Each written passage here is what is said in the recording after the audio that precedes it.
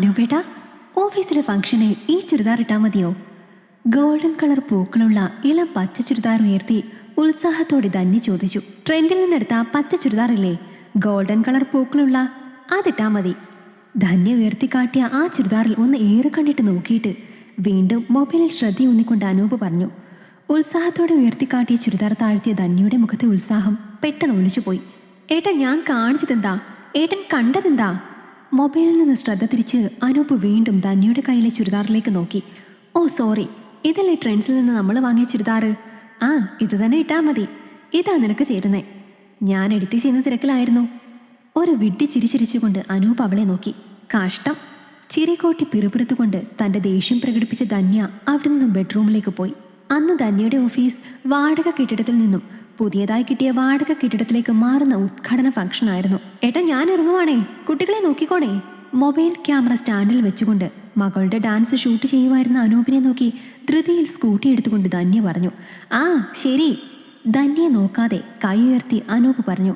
ധന്യ ഒന്ന് നിന്നേ, ഇനാഗുറേഷൻ കഴിഞ്ഞു പോരാൻ നേരം ഒരു ഫെവിക്വിക്ക് വാങ്ങിച്ചോണേ. ധന്യയുടെ അടുത്തേക്ക് വന്ന് അനൂപ് പറഞ്ഞു. ഞാൻ പോട്ടെ, ഒത്തിരി ലേറ്റായി, എല്ലാവരും എത്തിക്കാണും. ധന്യ പോയതും അനൂപ് മക്കളുമൊത്തുള്ള ഷൂട്ടിങ്ങിലേക്ക് തിരിഞ്ഞു. ഓഫീസ് ഇനാഗുറേഷൻ കഴിഞ്ഞ് വന്ന ധന്യയുടെ മുഖം ഇരുണ്ടിരിക്കുകയായിരുന്നു. എന്താ നിന്റെ മുഖത്തിനൊരു തെളിച്ചമില്ലായ്മ? അനൂപ് ചോദിച്ചു. അനൂപേട്ടൻ്റെ ആരാ ഞാൻ? ഉച്ചത്തിലാണ് ധന്യ അത് ചോദിച്ചത്. ഭാര്യയോടുള്ള എന്തെങ്കിലും കടമ അനൂപേട്ടൻ ചെയ്യാറുണ്ടോ? എന്നെ കെയർ ചെയ്യാൻ ഒരല്പസമയമെങ്കിലും അനൂപേട്ടൻ നീക്കി വെക്കാറുണ്ടോ? അവളുടെ കണ്ണ് നനയുന്നുണ്ടായിരുന്നു. ധന്യേ, അതിന് ഇത്രമാത്രം എന്തുണ്ടായി? ഒന്നും ഉണ്ടായില്ല. ഞാൻ കോമാളി ആകേണ്ടതായിരുന്നു. അനൂപേട്ടൻ എന്നെ ഒന്ന് ശ്രദ്ധിച്ചിരുന്നെങ്കിൽ അങ്ങനെ സംഭവിക്കില്ലായിരുന്നു. ഞാൻ പോകുമ്പോൾ ഈ ചെറിയ ചീപ്പ് എൻ്റെ മുടിയിൽ ഉടക്കി കിടപ്പുണ്ടായിരുന്നു. ബാഗിൽ നിന്ന് ചീപ്പ് ഉയർത്തിക്കാട്ടി അമർഷത്തോടെ ധന്യ പറഞ്ഞു. ഓഫീസിലേക്ക് കയറുമ്പോൾ അടുത്തിടെ ട്രാൻസ്ഫർ ആയി വന്ന വിഷ്ണുവിൻ്റെ കണ്ണിൽ പെട്ടതുകൊണ്ട് ചീപ്പ് തലയിൽ നിന്നത് മറ്റാരും കണ്ടില്ല. ആ, ഭർത്താവ് ഉണ്ടായിട്ട് എന്താ കാര്യം? എന്നെ കെയർ ചെയ്യണമെങ്കിൽ വേറെ ആരെങ്കിലും വേണം. നെടുവേർപ്പിട്ടുകൊണ്ട് ധന്യ മക്കളുടെ മുറിയിലേക്ക് പോയി. അനൂപ് ഒരു നിമിഷം ആലോചിച്ചു നിന്നു. നിന്നെ ഞാൻ കെയർ ചെയ്യുന്നില്ല എന്നത് നിന്റെ തോന്നലാ. രാത്രിയിൽ ധന്യ ബെഡ്റൂമിലേക്ക് വന്നതും അനൂപ് പറഞ്ഞു.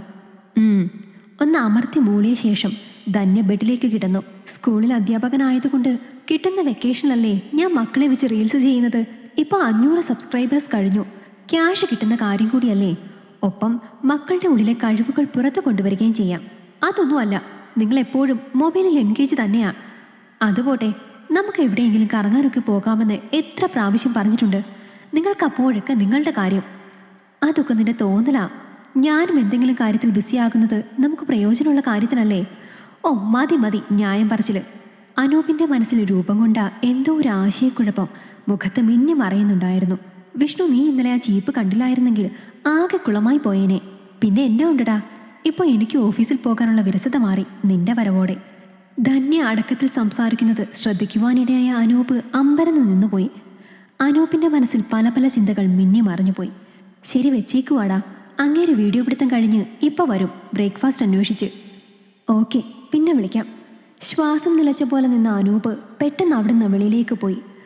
അമ്മേ, ഈ അച്ഛൻ ഞങ്ങളുടെ വീഡിയോ പിടിക്കുന്നില്ല. ഞങ്ങൾ എത്ര നേരം കൊണ്ട് പറയുന്നതാ. അനൂപേട്ട, എന്താ വീഡിയോ ചെയ്യാത്തേ? ക്യാമറ സ്റ്റാൻഡിന് അടുത്ത് കസേരയിൽ എന്തോ ആലോചിച്ചിരിക്കുന്ന അനൂപിനെ നോക്കി ധന്യ പറഞ്ഞു. ഏയ്, ഒരു തലവേദന, BP കുറഞ്ഞതാണെന്ന് തോന്നുന്നു. 2 ദിവസമായിട്ട് ഞാൻ ശ്രദ്ധിക്കുന്നു. എന്താ നിങ്ങൾക്ക് പറ്റിയത്? ശുണ്ഠിയോടെ അനൂപിനെ ഒരു നോട്ടം നോക്കി അവൾ അവിടെ നിന്ന് പോയത് നോക്കി നിന്ന അനൂപ് വീണ്ടും ചിന്തയിലായി. അടുത്ത ദിവസം രാവിലെ ധന്യ കുളിമുറിയിൽ കയറിയതും അനൂപ് അവളുടെ മൊബൈൽ ഫോൺ ധൃതിയിൽ നോക്കാൻ തുടങ്ങി. ലോക്കിട്ടിരിക്കുന്നു. ഇതുവരെ ലോക്കിടാതിരുന്ന അവൾ മൊബൈലിൽ ലോക്കിട്ടിരിക്കുന്നു. അനൂപിൻ്റെ മനസ്സിൽ കാർമേഘങ്ങൾ ഉരുണ്ടുകൂടി. തോർത്തെടുക്കാൻ മറന്നുപോയ ധന്യ ബാത്റൂമിൽ നിന്നിറങ്ങി വന്നത് കണ്ടതും അനൂപ് മൊബൈൽ പെട്ടെന്ന് താഴെ വെച്ച് തപ്പിത്തടഞ്ഞു. അനൂപിനെ സൂക്ഷിച്ചൊരു നോട്ടം നോക്കി അവൾ കടന്നുപോയി. അപ്പോൾ നമുക്ക് അടുത്ത സെക്കൻഡ് സാറ്റർഡേ പോകാം. കുറച്ചു നേരം അങ്ങനെ ബീച്ചിലിരിക്കാം അല്ലേ? നീ ബുള്ളറ്റിലാണോ വരുന്നേ? ചേട്ടൻ എന്നെ എങ്ങും കൊണ്ടുപോകില്ല. പുള്ളിക്കാരന് ചെറിയ സംശയം തോന്നി തുടങ്ങിയോന്നാ തോന്നുന്നേ. ശരി, ഓക്കെ. ധന്യ സ്വരം താഴ്ത്തി സംസാരിക്കുന്നത് മറിഞ്ഞു നിന്ന് കേട്ട അനൂപിൻ്റെ പെരുവിരൽ മുതൽ തലവരെ പെരുക്കാൻ തുടങ്ങി. അന്ന് രാത്രിയിൽ ധന്യ ബെഡ്റൂമിലേക്ക് കയറിയതും, സോറി, നിനക്ക് എന്നോടിപ്പോൾ ആ പഴയ സ്നേഹം ഇല്ലല്ലേ? എൻ്റെ മനസ്സിൽ 100% നീ മാത്രമേ ഉള്ളൂ. പക്ഷെ നിനക്ക് അങ്ങനെയല്ലാന്ന് എനിക്ക് തോന്നി തുടങ്ങി. എങ്ങനെയല്ലാന്ന് എടുത്തടിച്ചുകൊണ്ട് ധന്യ ചോദിച്ചു. വിഷ്ണു നിനക്കാരാ? അനൂപിന്റെ ചോദ്യത്തിന് നേരിയ വിറയിലുണ്ടായിരുന്നു. നിങ്ങൾക്ക് എന്നെ കെയർ ചെയ്യാൻ സമയമില്ലല്ലോ. അപ്പോൾ എന്നെ കെയർ ചെയ്യാൻ ആരെങ്കിലും വന്നാൽ പിന്നെ ഞാൻ വേണ്ടാന്ന് പറയണോ? അനൂപിന്റെ മുഖം ഇരുണ്ട രക്തമയം ഇല്ലാതെയായി. ഉള്ളിൽ നിന്ന് വന്ന ചിരി പിടിച്ചു നിർത്താൻ ധന്യയ്ക്ക് കഴിഞ്ഞില്ല. ഒന്നും മനസ്സിലാക്കാതെ അനൂപ് അന്തിച്ചിരുന്നു. വിഷ്ണു ആരെന്നറിയണ്ടേ?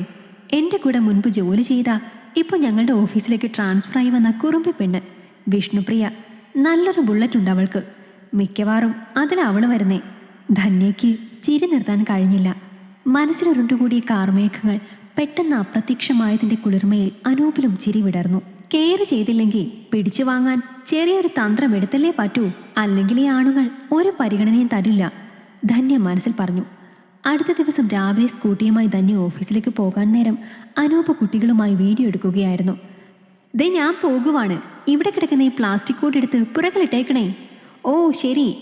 ധന്യയെ നോക്കാതെ കൈപ്പൊക്കി കാണിച്ചുകൊണ്ട് മൊബൈലിൽ തന്നെ ശ്രദ്ധ കേന്ദ്രീകരിച്ച് നിൽക്കുന്ന അനൂപിനെ താടിക്ക് കൈ കൊടുത്തുകൊണ്ട് ധന്യ ഒരു നിമിഷം നോക്കി നിന്നുപോയി. എന്തോ മിന്നിയ പോലെ പെട്ടെന്ന് അനൂപ് അവളുടെ അടുത്തേക്ക് ഓടി വന്നു. ദേ കെയർ ചെയ്യുന്നില്ല എന്ന പരിഭവം വേണ്ടാട്ടോ. പുഞ്ചിരിയോടെ അനൂപ് അത് പറയുമ്പോൾ നാണത്തിൽ മുങ്ങിയ ഒരു പുഞ്ചിരി സമ്മാനിച്ചുകൊണ്ട് അവൾ കടന്നുപോയി. ഈ കഥ നിങ്ങൾക്കിഷ്ടമായെങ്കിൽ ലൈക്ക് ചെയ്യൂ. നിങ്ങളുടെ അഭിപ്രായങ്ങൾ കമന്റായി രേഖപ്പെടുത്തൂ. കൂടുതൽ കഥകൾ കേൾക്കാൻ ഈ ചാനൽ സബ്സ്ക്രൈബ് ചെയ്യൂ.